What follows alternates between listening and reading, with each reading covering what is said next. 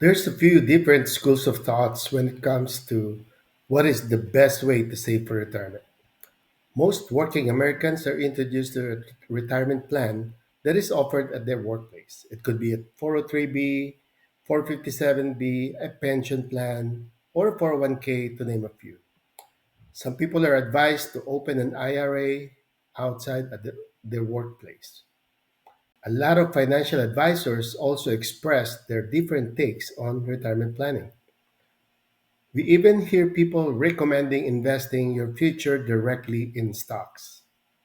Some people do a combination of two or three or all of those options. We believe that saving for our future today is imperative if we want to prepare for a comfortable and enjoyable retirement. And given the fact that we are saving for retirement, we know that we are doing something good. If we are thinking we are doing something good today, of course, we don't want to end up with something bad. Or if possible, we want to get the best outcome from it. So the decision we make today should take us where we want to be when we retire. Do you agree? We want to know if the money we're setting aside today will be enough to take us where we want to be when we retire. Are we using the right program to get the best outcome possible for the money we're saving up today? Do we understand the growth returns of our money?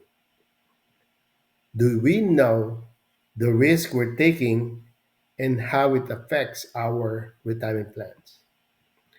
Taxation, accessibility to our money, and other restrictions in place on our retirement money are other things we want to understand when making sure we are making a sound, educated decision. You are not a financial advisor or a stockbroker or a CPA, and you don't need to be one. You don't need to understand all the rules in the financial world.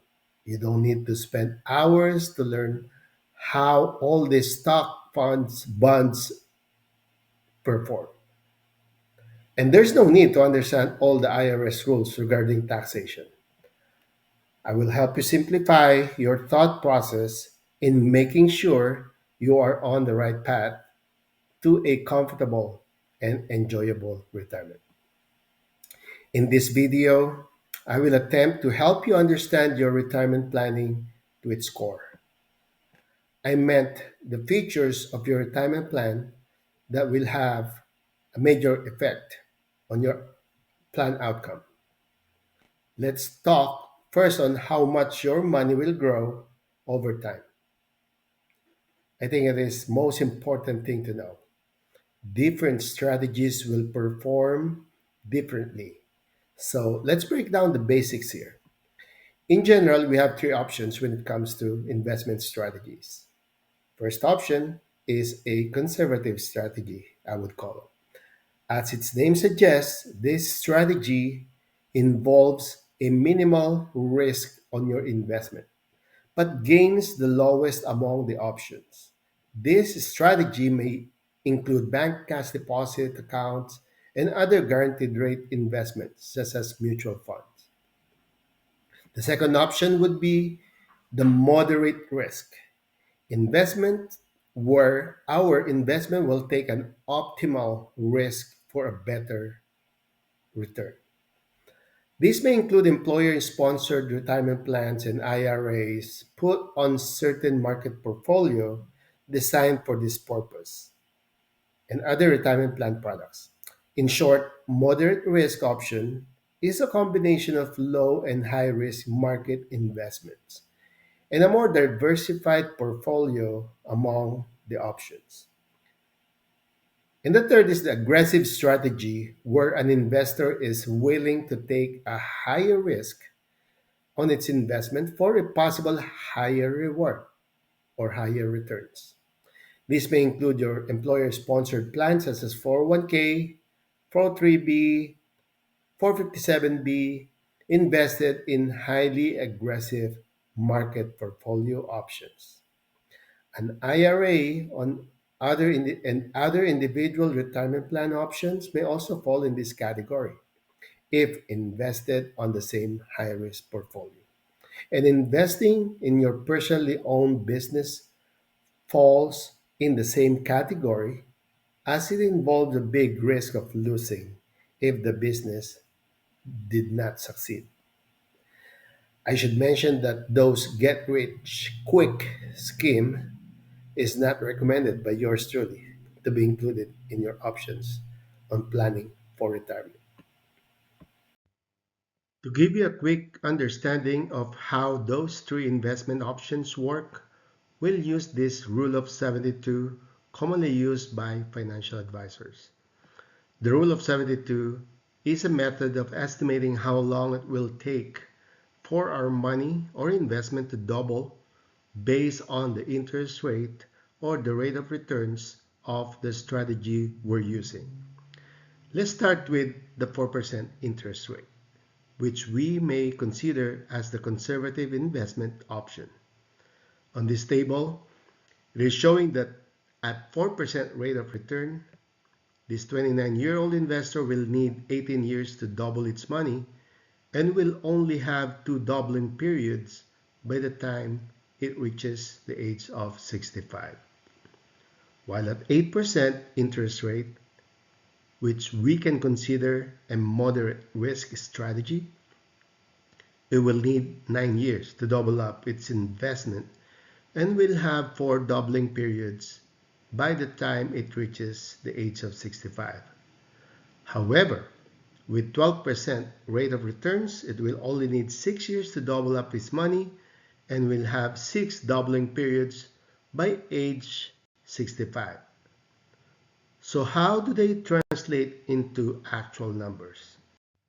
Let's take, for example, this 29-year-old had 100,000 invested or 10,000 invested on its retirement plan.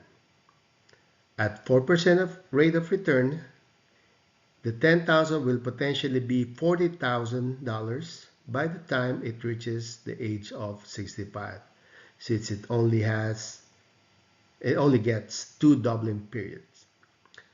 At 8% rate of return, since it will have four doubling periods, the $10,000 will potentially be $160,000 when it reaches the age of 65.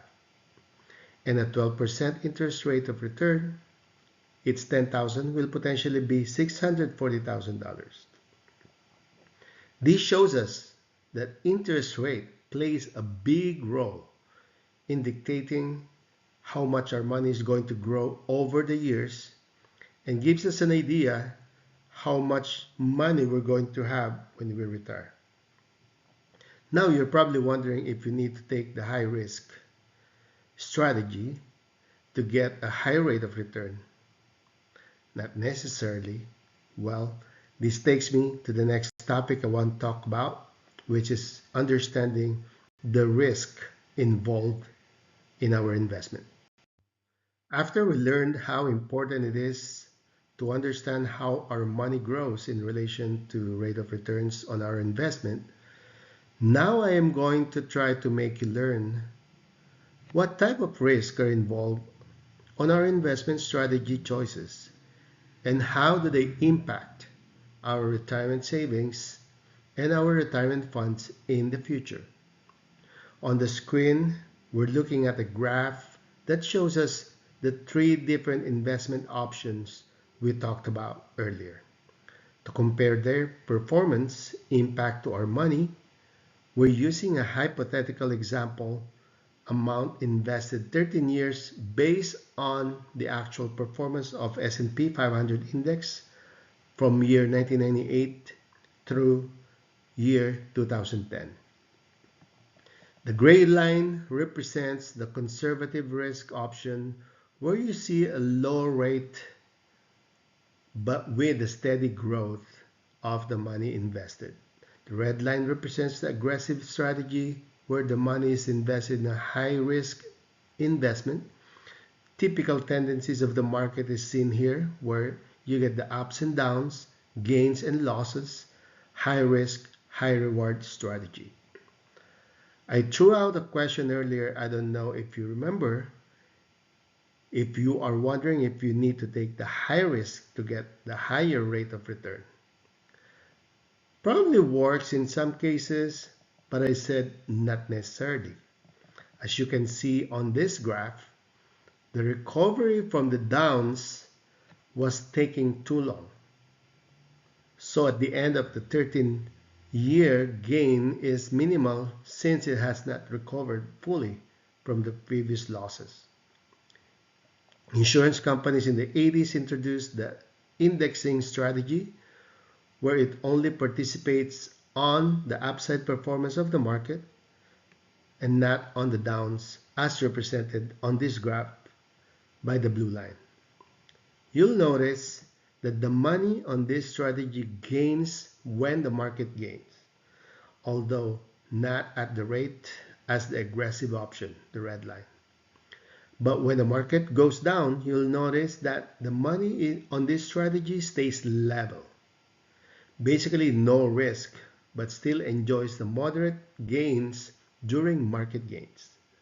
So at the end of the 13th year of this on this illustration, because it has the better of both previous strategies, the money on this strategy grew the most among the three options.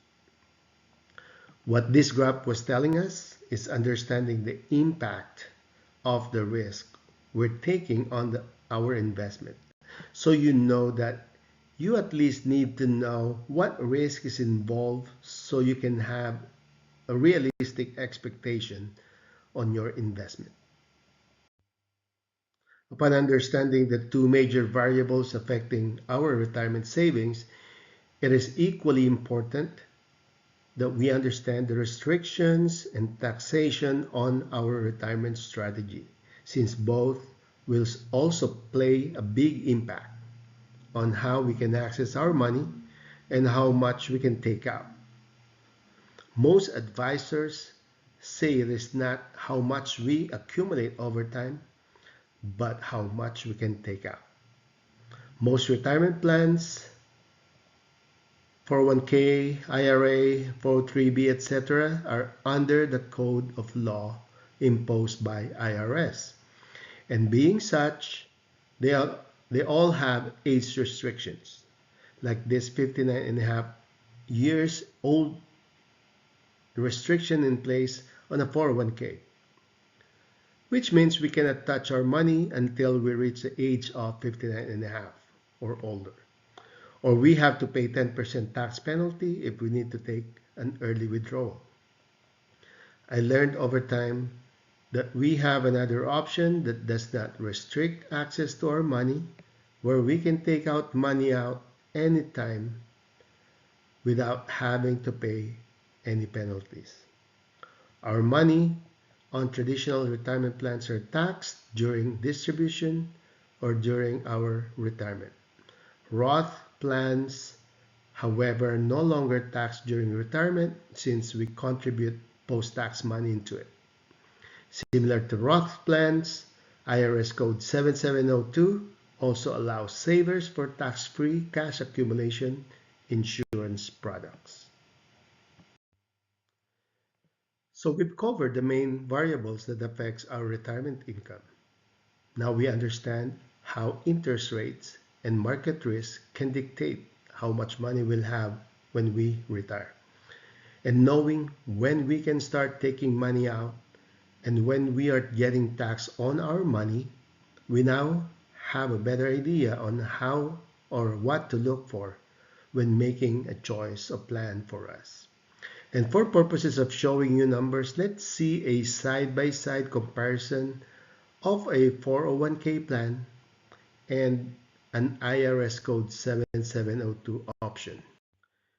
Here we are looking at a hypothetical example of a 30-year-old female saving $200 a month for her retirement and plans on retiring at age 60.